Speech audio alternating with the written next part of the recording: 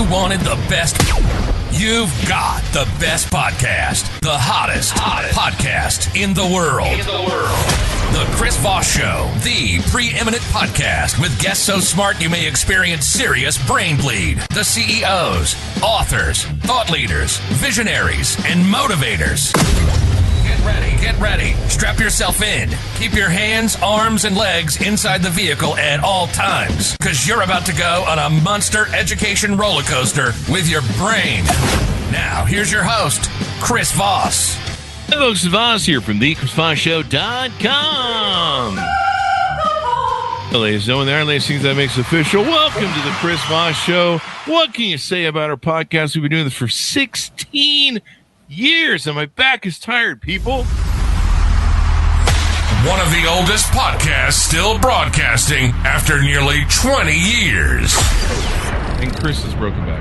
And 2,600 episodes. We're about to break into 2,700. We're on our way to 3,000 in 2026. But that all just means to guilt and shame you to further show to your family, friends, and relatives. Go to goodreads.com/Chris Voss, LinkedIn.com/Chris Voss, Facebook.com/Chris Voss, and YouTube.com/Chris Voss. There's a lot of greatness in the original Chris Voss, as it were.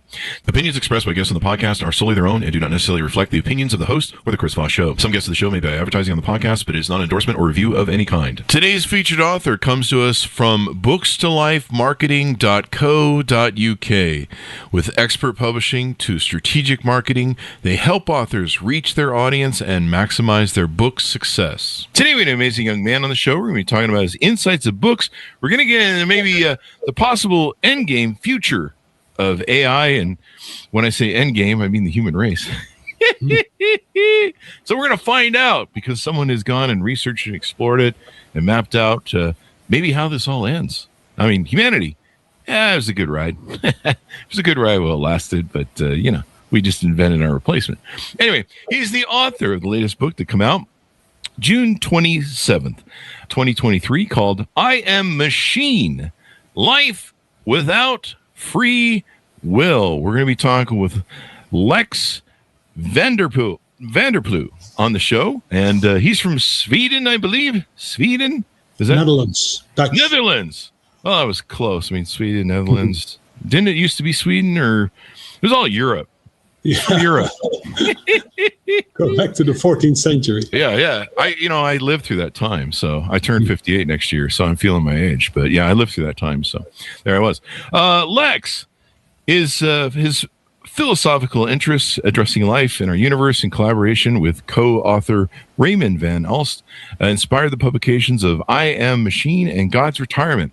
Having worked as a tenured faculty member at the Columbia University and subsequently in leadership roles in the pharmaceutical and biotechnological industries, his expertise includes an active interest in teaching and training colleagues, development of diagnoses and therapeutics for cancer, neurodegenerative disorders, metabolic disorders, and infectious diseases that can be found on Twitter just by reading tweets. No, I'm kidding. I added that last part. Lex received numerous grants and awards for his research and is broadly published in his research in peer-reviewed journals. Welcome to the show. How are you, Lex?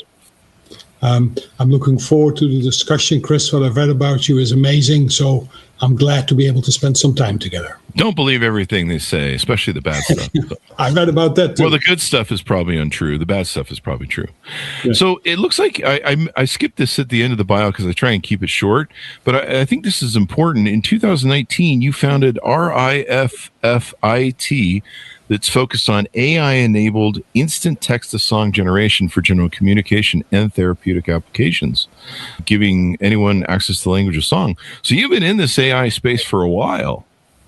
Yeah, I can give you a 1-minute background. I started the company Riffit to support my youngest daughter who had language comprehension concerns. Everything she got through music, she understood perfectly well. She just graduated from the New England Conservatory as a viola major.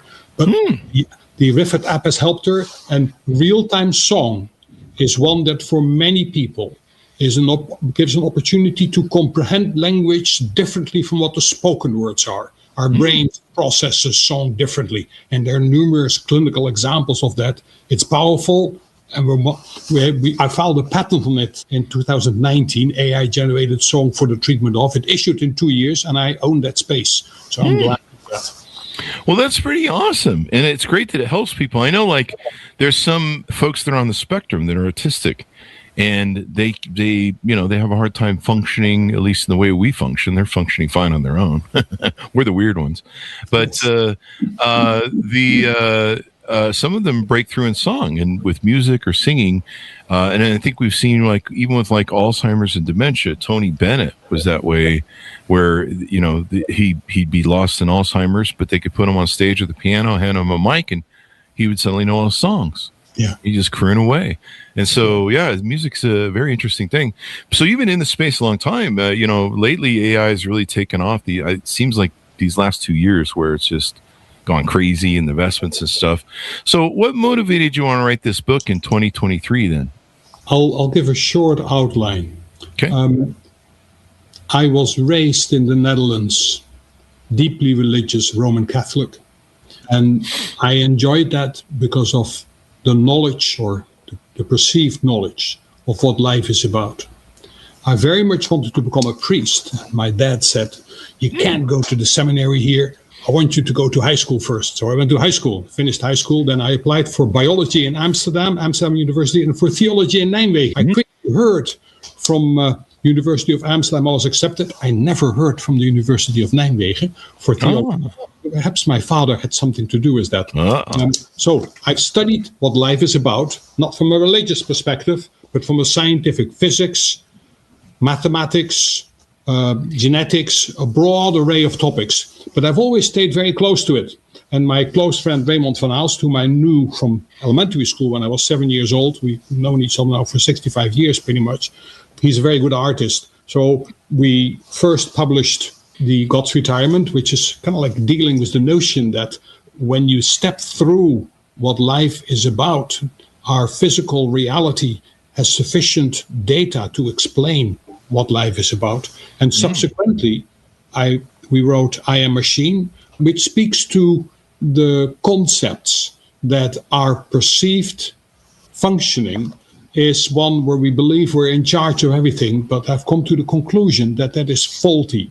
We are largely made by the genetics that defines us, and there are numerous examples of that. And next to that, we are conditioned by our environment and our society. And there's a big difference between our ability to make decisions and free will. And I can expound on that in a minute. So how did I get to the book? I give you a long story. It started early. It's still there. I'll be working on it for the next couple of decades. So is there additional volumes coming in maybe a series? Yeah, absolutely. The next one is Eternal Life and Infinite Chaos. That's the title of the third book. Infinite Chaos. I love that. So this book, was there any .coms or any social media you wanted to give out as links on the show? People can try cardboardpublishers.com, www.cardboardpublishers.com. That's where the books are, and that's where the majority of the news will be on what we're doing. Is LinkedIn a good contact? I got your friend request today on LinkedIn. So, you want people to be able to reach you. LinkedIn works well. Yes, indeed. I love LinkedIn. It's a great place. Yeah. So let's get into this book, I Am Machine. Tell us about what goes on here. What's it about? And is this about the enslavement of human race by AI? Or, I don't know, they turn us into the Borg from Star Trek? Or how does this work? Fun questions. I Am Machine speaks about the concept, and we addressed some of it a little bit earlier, that our living and our thought pattern and what we do is dictated by our evolution, how we were made. And there's numerous hard-nosed examples about that. And when we speak about AI, our intellect is like artificial general intelligence, and we'll speak about that in a minute. But our concept of being, our ability to make decisions, our ability to move, which we all perceive as our personal being, is a misconception. We are designed, and by that design, 2 arms, 2 legs, and everything we have, it dictates whom we are and what we do. So that's a core component in the entire outline of where we're going. Now, the concepts are, if you look in our world, there are people that want to eat food, and they say, I can make a decision to eat. Is that free will? Now, there are numerous examples of people that have genetic abnormalities where their appetite is so profound that they have no social interaction. They can't study. If they're not being cared for, they would die at the age of 20 because their genetics has demanded that their appetite is so profound that they can't step away from it. That is an extreme example. There are extreme examples in schizophrenia and depression. There are extreme examples of people who have had brain damage. None of them have free will in their behaviors. Those are the extremes, left and right of the circle. We view ourselves as the normal part of the middle, but we have to be really careful there. The fact that we are not genetically diagnosed with any doesn't mean that we're any different from those where we can clearly see how genetics drives the behavior and how societal conditioning drives their behavior. It is true for us as well. So that's where we go with regards to our intellect, artificial general intelligence, and we have a lot to learn there, we have a lot to do there, but it's really fabulous to recognize that the way we operate and the way we function is as defined by the matter that we are made of. And I hope that helps explain, Chris, with regards to where we are now, what the cornerstones are and what the background is. And there's a large story that follows this with regards to where we're moving and what we're doing, what in our universe the different life forms entail. So I'll give you one example. Okay. We are organic life forms. We are? Biological, the way we see it. However, this is a simulation. Possibly. We'll get there in a minute. There's an old hypothesis, the Gaia hypothesis, that explains that planet Earth itself is likely a life form. Because what it can do, it can observe, it can integrate, it can comprehend, and it can react. And planet Earth is going to teach us a lesson with global warming because we are its microbiome, but it has the ability to react to what we do and how we do that. And that is one example. So I've come to the conclusion that we have organic life forms, that's what we are, but there's also inorganic life forms, and I'll explain that in a minute because it is really pretty powerful with regards to where it goes. And Richard Feynman, a physicist that lives a little while ago, he used panpsychism and panbiotism, which states all matter has life and all matter has consciousness. There is a reality in that we have to come to grips with because it changes what we do, how we do it, how we live together, and how we make a better world. Oh, wow. Yeah. And I mean, is there a point, what do you think about AI? Is there a point that it's too late for us to try and design it, trying to shape it, trying to keep us from biting us in the hand or wiping us off the planet for that much matter? What's that about, do you think? Yeah, so for me, the early AI capabilities that we have now developed are absolutely fantastic. And we learn as we step through this that we have the opportunity to build complex artificial general intelligence engines that mimic our capability from a cognitive perspective. And that also means that when we speak about organic life, by the time you have an AGI machine that is made of matter, but not organic matter that then is an inorganic life form. And there are numerous ways of considering what those inorganic life forms can do. So now we stepped out a little bit. What will AI do for us? AI will revolutionize our functions. It will bring new tools to the table. One of them I started with Rivet, the language of song, which will facilitate how people learn and communicate. But there's numerous other things that come to the forefront with regards to how we learn, how we teach in school, what we have to learn. All those topics over the coming 10, 20 years will mature, and they will enable us profoundly. They will enable us, and they will also allow us to kind of personalize what it is that we want to interact with from an AI perspective. So that's one component. Now, I mean, it's a bit of a monologue for me, of course, and because you asked me the questions, but I want to add one topic, if that's okay. Please do. In 1844, there was a physicist, Boltzmann, and he explained that the existence of our universe is as likely as the spontaneous assembly of a human brain somewhere in space. And he said, you don't know whether that's us or not, because it could be in a space-time zone where we believe we're there, but it's actually just a spontaneously assembled brain out of chaotic background.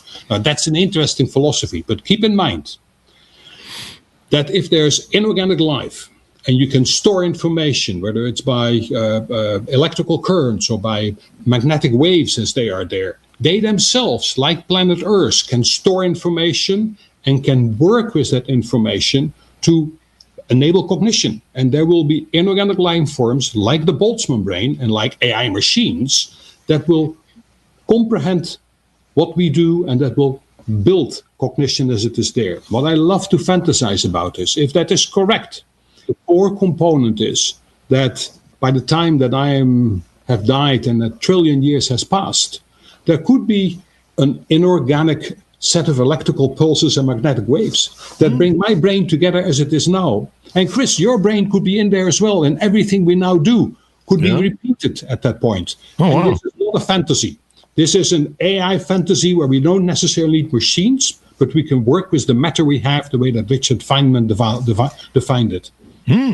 Well, it's all sorts of interesting things. You don't think AI is going to kill us off? It may be making it so that in the future we can, we'll have our head in one of those cases like Futurama, a little jar, and we'll walk around talking to people. Yeah. So I have a joke here that speaks to our free will. Okay. So I'm going to be designing an AGI machine, a mature AI, to mimic what Lex can do. And I will code it in full and I will define its capabilities.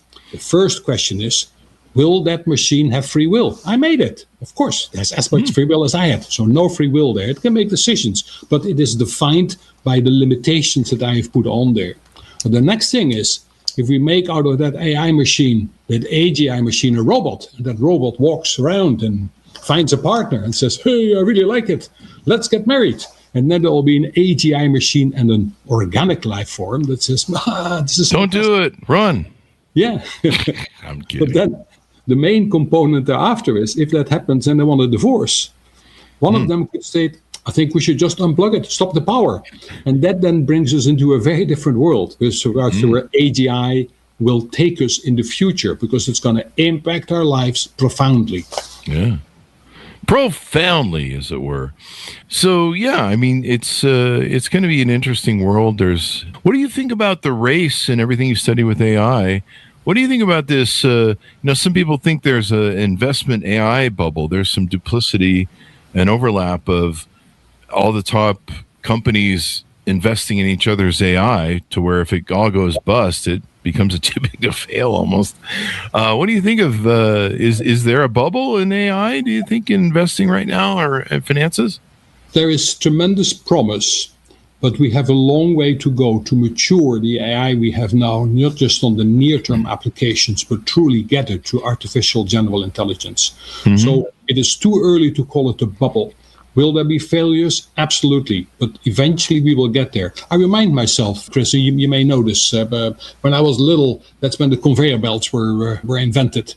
And people said, I'm going to lose my job. What am I going to do? I can no longer pack the boxes. Where is it going to go? People were upset. But it was a fantastic help. It changed our world. AI will do the same. Oh, wow. Well, and, it'll be interesting. What do you think about, Elon Musk? Whenever he's hopped up on ketamine, evidently. I don't know if that's true or not, folks. But evidently, according to the White House, he takes a lot. Anyway, and his behavior on Twitter seems to indicate something's going on. But anyway, he believes that AI can make it so that in the future, we either don't have to work and we just get a free paycheck, which sounds like communism. I don't know why anybody hasn't picked that up yet. But basically we'll all work for ourselves somehow. I guess we'll sell our ideas, or I don't know, maybe our AI commands or something. What do you think about that? So I've stepped through it. I do not believe that we will be functionless, but there will indeed be capabilities that will be taken over by AI and hopefully AGI machines and entities. And it will be a collaborative world that differs from what we do today, where we will not be disappearing. I mean, people still have to be slaves to the billionaires because we have to make sure they have plenty of yachts, and we can't be losing them yachts for those their billionaires. Yeah. So I like how you phrase that. I fear that we are entering a new, bit more 14th century feudality. That's weird. They were just trying to take us back to the 50s, but yeah, we went all the way back to the 14th century, evidently. So, local lords. well, I don't know. I try to be nice to AI and talk nice around it because I know it's listening and remembering every freaking thing I say. So, I try. So you've been really interested in AI for a long time. What was it that got you interested? What was the trigger that made you start going, hey, maybe I should learn about some of this AI stuff? So there are several pathways. I like philosophy, and I think a lot about what it means for us to have active minds and thereby explore ideas that go beyond current reality. I've always felt that the best ideas are those that may not be easily proven, but if they're close and you believe on the horizon there's something fantastic, you just fight for it and you make it happen. And of course, AI is going there. When I started the Riffit company, the goal there was very straightforward. Build real-time text or voice to song capabilities for different genres. And I hired Broadway and Hollywood singers and make that a reality so we could bring the language of song to the world for everybody. Wow. And that for me is an AI opportunity that builds a new world for people, whether they are autistic, whether they have had aphasia, they have had strokes, whether they have Alzheimer's, or whether they have dyslexia, or whether simply communication the way you do it now. If our conversation represented as song, pop, rock, or whatever it is, people would interpret it differently. It is so important. So my focus is what is intellect? Where do we go? What are the philosophies? How are we machines without free will? Where can AI take us? And how can we build a better world? How can we build a better world? Yeah, I mean, we spoke in the prior green room, the virtual green room we call it, of a gentleman we had on the show a year or two ago. And he overlaid AI with the development of Darwin's something of the species. I forget what it's called. I always forget it. But anyway, so he recognizes AI, or says he believes AI is a new species, and a dominant one at that. And one of his things that was interesting he talked about that made me think more of it was he said, the one thing about humans that limits us is we're pretty much, our modus of operandi is to procreate and take care of our children. I mean, we're designed to breed, and everything we do pretty much is for that breeding. We work jobs to get cars, to impress girls, to start families with them, or have kids, or maybe not, but eventually everything seems to lead to kids and families and stuff like that. And they've done research and found out what causes that people have children. So they're up to that activity. And that's kind of our modus of operandi. Our whole focus, most of our life is, chase girls or chase guys and then, once you have kids, try and raise them and, help them survive so they can propagate the species. Propagation of the species. That's the term I'm looking for. Yep. Right. But AI isn't going to have that. It's not going to be trying to get in the back seat of a car on prom night. It's going to be thinking of stuff that we probably never ever get the time to do. And if it can do it in, I don't know, quantum physics or quantum time or speed or whatever, they could probably solve like cancer maybe, I don't know, tomorrow or something. Meanwhile, we're just trying to, get a date. So he was saying, that this is the thing about AI. It's going to have 24/7 all day long. It never sleeps. It's going to be able to think about things and imagine things that even with all of our creativity probably are in our imagination, and then the application of it to our everyday lives. And he says, this is going to be a real thing. This thing is going to be way smarter than us in the end. So I don't know what your thoughts are on his thoughts.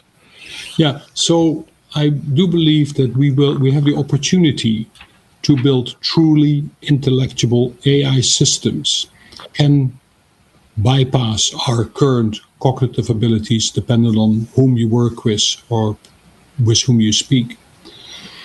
Now, the concern I have is that AI can also be profoundly, in its current capability as well as AGI as it goes forward, be misused. You highlighted earlier, are we owned by people that have control over the systems? And can they build an apparently true information that is a fantasy, that is falsified, based on which social conditioning can lead people to do unacceptable things. Social conditioning, you've seen it, okay? 1940, terrible things happened, and there's lots of events that happened. In those days, it took 15 years to get a society to do the most horrible things.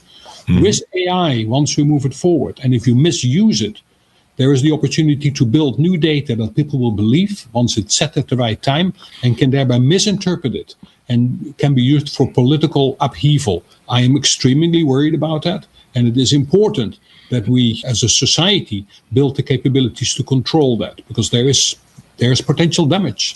Yeah. Do you ever see? What are your thoughts on if anybody is AI going to kill us? That's all I'm trying to say. Chris, it's a very tough question. Only if we design it to do that. Only if we design it.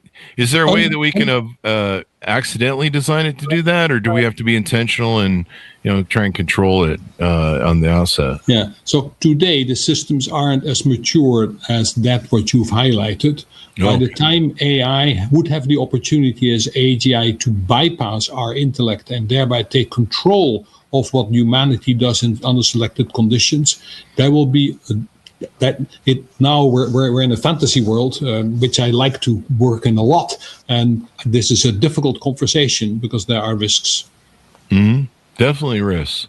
Risk inevitable. It's when we created. Our first little foray into this is we created the bomb, where we could kill ourselves off overnight or immediately within 20 minutes. But we always controlled the button. But once they start hooking these AI systems up to weapon systems, and we have a lot of our political enemies, Russia, China, they're in the same space race. Do you believe that AI is the next? Whoever wins AI, the AI quote unquote space race, is going to dominate the world? So for me, that is a long distance away, because making true AGI that mimics what we have or other organic organisms in cognition and bypass it will take a vast amount of time. And as we step through that, we'll learn what the limitations are and what we have to do to secure overall well-being. What you're stating is, could there be an AGI machine that states, we've got it, we understand it, these life forms on Earth are a pain in the neck, let's get rid of them. That is something that we can write about today, but it's not a reality. So how many years off would you estimate? Because I want to put this on my calendar, and I turn 58 next month. So hopefully all this thing goes to shit after I'm gone. How to best describe this? We have decades to go, I believe, for the true maturation of what is there. And I'll make a joke with you. I turned 71 last September. Then I calculated that I had traveled 43,600,000,000 miles in my trips around the sun. Because we go pretty fast, and we have no idea about how fast we're traveling. I anticipate AI development will travel fast, but not that fast yet. Okay. All right. Well, that should be good then, because then we won't die. I see your concern. Yeah, I don't have any kids or wife. I just have my two dogs, and they live an average of 10, 12 years or 13 years or so, and I love them dearly. I don't mean to be short about that, but honestly, if there's going to be like Armageddon AI, I don't want to be here for it. Or I don't know, maybe it'll be the great wrap up of the end of this whole run I've been on with life and living and all that shit, and I'll just hit the wall. I don't see an Armageddon AI. Okay, we for the coming decades we're in control. Okay, all right. Well, we're in control. So, what else should we know about the book and some of the other work that you're doing? I don't know if you do any speaking, consulting, or training, or workshops, or anything like that we want to tease out as well. Yeah, so I'm on the board of several companies in biotech where we make great products that will help us move forward. It's a bit beyond the conversation for what we can do here.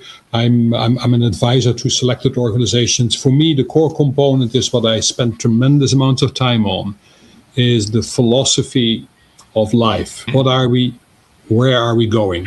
And my friend Raymond, co-author, who is very good at this, he's a fantastic actor. He makes great art. There will be communication through art as well as text, based on which we can move this forward. Oh. And for me, that is in the third book, again, a presentation where I hope we can capture people's imagination and your imagination with regards to what we have. And I'll make sure we can do something about AI in that very same writing. Just keep it from murdering us. That's all I'm asking. Yeah. I mean, I want it to be smart, but I want it to not be like solving problems. Like, how do you fix cancer in humans? Well, if you kill them all, then there's no more cancer. Problem solved. I'll go have a beer. That's sort of AI shit. Yeah. I think consider what we said about life forms, and something that has come to my mind. We are organic life forms. If inorganic life forms, the way that planet Earth and the Gaia hypothesis is a reality, exist as well. And if Richard Feynman was correct with this panpsychism and panbiotism, which I'm now very close to, there is already a lot of intellect, AI intellect in our world, and we are just a small part of it. And I think that inorganic intellect is in existence. You might even argue that things like our galaxy and the things that we live with, in and of themselves, are life forms. It's not unreasonable. So what we are worried about in AI is irrelevant. It will happen. We'll control it. Well, I hope so, because I don't want it getting out of the lab and running loose and stuff like I don't know, one of those rabid monkeys or something.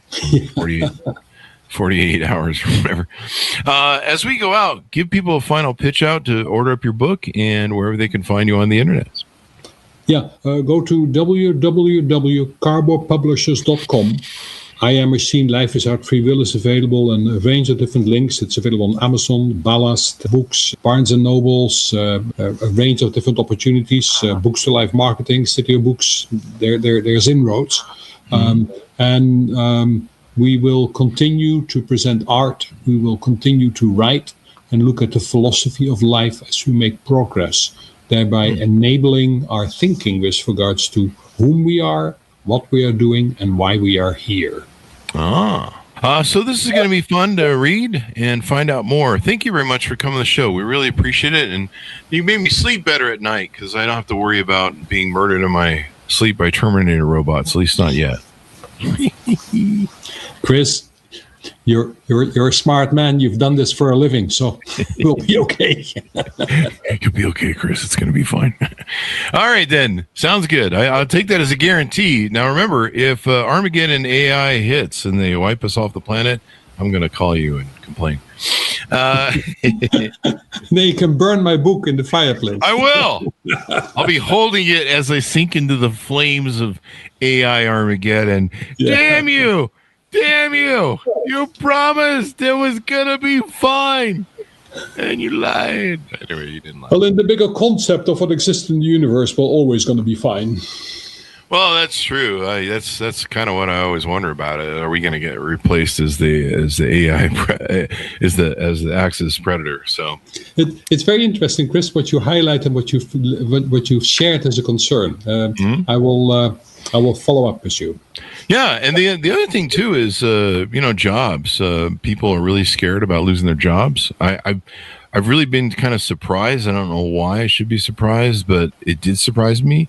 As to how hard it's hit coders with AI, because these are the people that make the AI, so they screw the coders first. But that was kind of interesting how that played out. I don't know. I have a friend who he wrote or he built the original iPhone. He's on the team of I think it's 12 people or so that built the original iPhone for Steve and Apple, and he's now using AI to build websites, make money, build influence, sell products, and he's using AI to do the coding. And he's like a coder because he, built the iPhone, and so he knows coding really well, and he's just shocked at the skill of AI coding ability. He's just like, this is really amazing, and I'm a coder. Yeah, that was still primitive. We have a long way to go. Okay. Well, it'll be interesting to see what the refined version is like. Well, thank you very much for coming to the show, Lex. We really appreciate it. Chris, I appreciate your time. Thank you. And I appreciate your insights. Thank you for coming. Folks, order up his book wherever fine books are sold. I Am Machine, Life Without Free Will. Anyway, that was a horrible movie voice.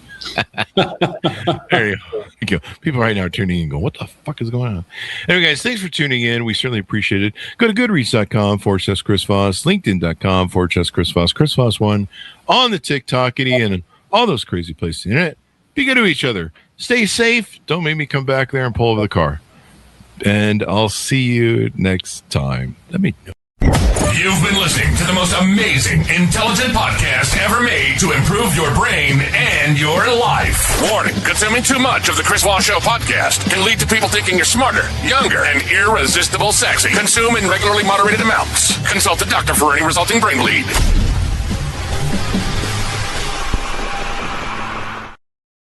All right, we're back. Welcome.